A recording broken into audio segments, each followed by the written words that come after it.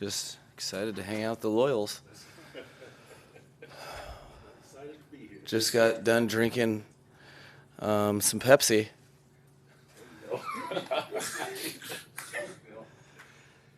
All right, Mike, I noticed Teron with an Achilles on the injury report. Is that related to the toe, or is that something separate? No, it's something that he's always managed. That is wear and tear of the football season. But he's the guy that has proven week in, week out to be able to play at a high level while batting through stuff. Tremendous part of our team. So, I have nothing but hopeful and optimistic feelings towards him playing on Sunday. And Robert Jones gets a full week of practice this week. What will that do for the offensive line, the unity and communication? I mean, huge benefits, or how do you quantify it? No, it's definitely beneficial.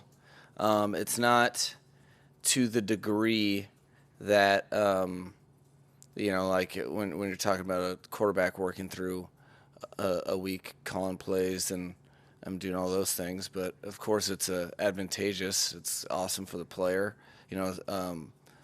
People don't necessarily give it its due how difficult it is to be a NFL mid-game relief pitcher. Like starting a game is you get yourself mentally prepared.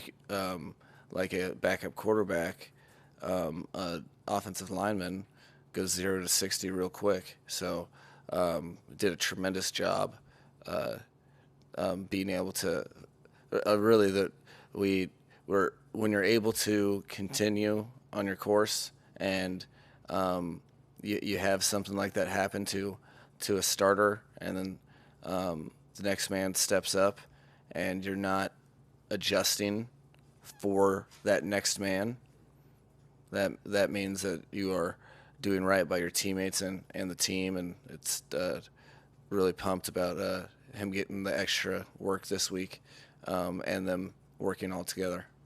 Do you have an idea of how much Chubb and Wilson might play this weekend? I have several ideas. You guys want to hear? You don't want to hear all my ideas. Hear a couple of them.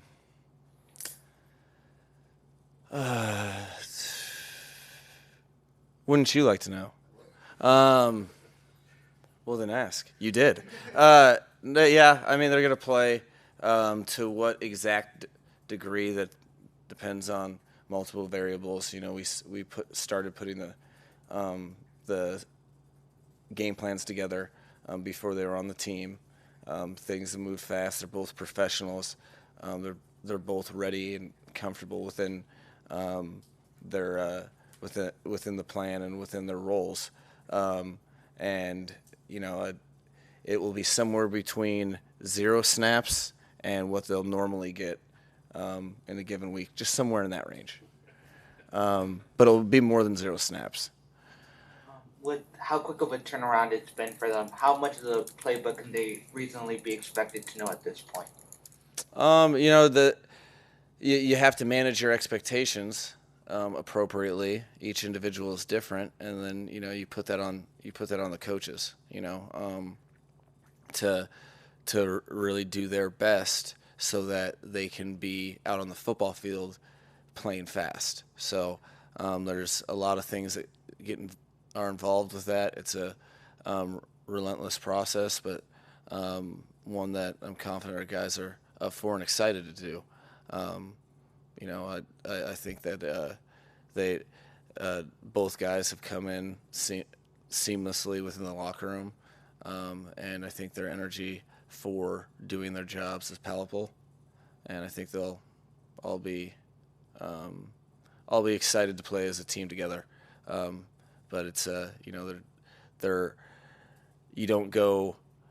you just make sure that they're able to do what they do best, and if you have to compromise some things, you compromise some things, or you utilize your other guys. Coach, you all incorporated Bradley Chubb and Jeff Wilson to the team. As far as them adapting to the team rules, how have your views been on with them accepting the adversity as opportunity? Well, they've already checked off one piece of adversity, and that's changing cities on the player day off, and then all of a sudden getting a physical and being involved in install meetings in the same day. So, and honestly, we wouldn't have made either move if we weren't operating with extreme conviction that they were the type of people that that could fit within our locker room. That's a sacred place that we hold that we don't just let anybody jump into. So they've met exact expectations in regard to how they conduct themselves and the type of people they are, which that in that circumstance we don't have to worry about them and with any of our rules. I don't have a ton of them, but the ones that I do have that I'm pretty hard line on, they should have no problem with. Talking about that, how has it been for you? This is your first year as a head coach. How has it been for you this 2 days after the trade deadline and the new players that you got? Because you have to worry about them performing on a football field, but you have to worry about other things now that you're the head coach. No, I mean it's not the first time that I've seen it happen. Again, that's one of the things that I've been so thankful for in my career is having the opportunity to, in 2019, right at the trade deadline, we traded for Emmanuel Sanders, and he that season he didn't even get a bye week because of when the trade line was in regard to our schedule. So he and got to feel how to, the pros and cons of whatever you do in that short situation. We traded for Jimmy Garoppolo in 2018, I believe, or 17. I can't remember the years. It's Friday and I'm tired, but so both circumstances were very helpful in kind of being comfortable in this situation. I think that all of those things, all of my job this year, it's new, but it's also something that I prioritized before I ever did any of this to, think through these things and take advantage of those opportunities because I know they're going to come my way again, and I don't want to be thinking on the fly like that. So it's been like everything else. You just handle whatever comes to you, and good problems to have is have new players that are really good. Mike, just observing Bradley over the last couple of days, who are some of the guys you've seen him working with a lot that have kind of been, teaching him scheme outside of coaches, obviously, like some of the players on the squad that have kind of been guiding him along, helping him learn some things? Oh, this is the first rep that I've had with this team, having new, being together and then having new additions. So I did get to learn a little bit, but I wasn't surprised at all. And what I saw was, a bunch of teammates excited for their new teammate and trying and understanding that everyone or any individual success on this football team is everyone's success. So you see players on the entire defense, not just his position, but our captains, Christian and E-Rob and Javon, and really everybody. That I think our team puts it upon themselves to embrace these guys and get them up to speed as fast as possible. They put a little accountability on themselves as well, which is really cool to see. Doesn't surprise me, but just further validates the type of locker room that we have. Coach, is it safe to assume? Do you have a follow-up? Go ahead. Yeah, and then to follow up on an earlier question about his knowledge of the playbook, at a certain point with a guy like him, with his pass rushing ability, is it just like, go get the quarterback, like maybe, scheme aside, like just do what you do? Have you been listening to my play calls? I call that play a lot. and so hopefully we'll execute that play more. No, there, to a certain degree, you just have to you have to really manage expectations, understand, have empathy, and put yourself in their shoes. And I think our coaching staff has done a great job with that, understanding that we need to put them in position to play fast, and that's a challenge, but not something completely foreign, and something that I think our guys proved to be pretty comfortable with this week. Coach, is it safe to assume you evaluated Justin Fields ahead of the 2021 draft? One could assume that safely. How would you say he's grown from that time to now? Well, I think he's 2 inches taller. No, you can see that's one of the really cool parts about just coaching in general. I actually worked a quarterback camp in my past that I've seen him as a 17-year-old. You could tell from afar that he was made of the right stuff because he was diligent, he was super talented, but those super talented hard workers stand out. Then you see him as an NFL player, and you're seeing him make even better decisions with some of his skill set. The guy has an unbelievable arm, and is so fast. So he's really putting defenses in binds by giving his receivers opportunities down the field, but then also understanding how much of a weapon his legs are. So it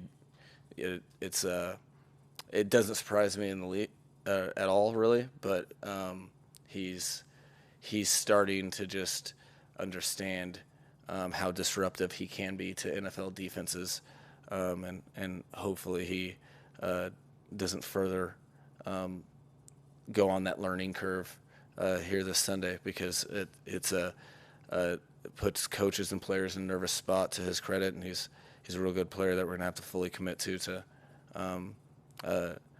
try to hold back, not stop. Mike, I'm consumed with ridiculous bits of minutia, as I'm sure you've noticed. The coin toss. How do you manage that? Does a voice come to you at 5 a.m. or you get analytics involved? How do you decide heads or tails, and how does that whole process work? Well, so it's always the captains, and we had our 7 captains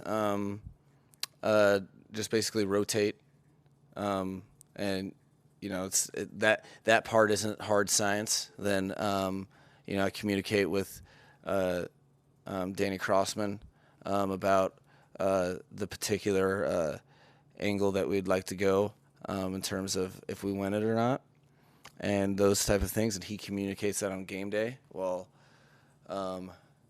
I prepare to call the game. Then typically I think we've our whole process has proved to be one of the most threatening things in the National Football League, because I think we've only lost one.